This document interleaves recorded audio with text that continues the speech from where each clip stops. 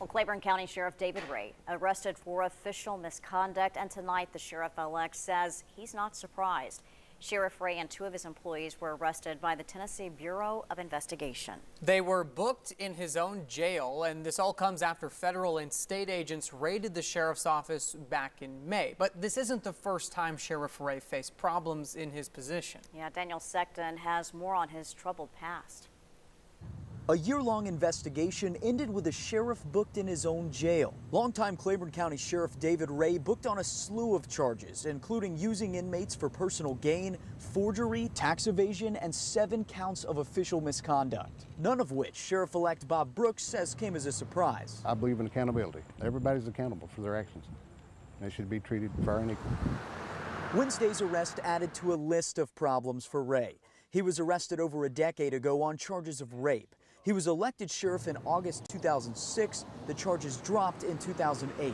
After 2 more re-elections, he lost November's election to Brooks by a sweeping 3-to-1 margin. Brooks says that speaks to public opinion. They were definitely ready for a change.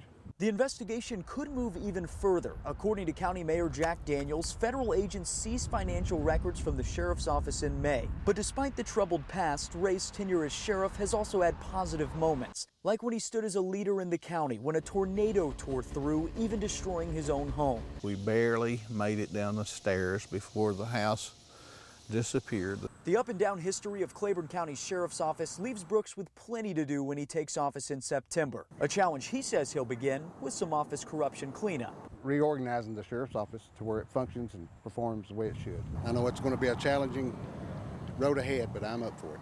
In Claiborne County, Daniel Sexton, Fox 43. Now, Ray is currently out of jail after posting a $10,000 bond. And we did make several attempts to speak with him tonight, but we never heard back.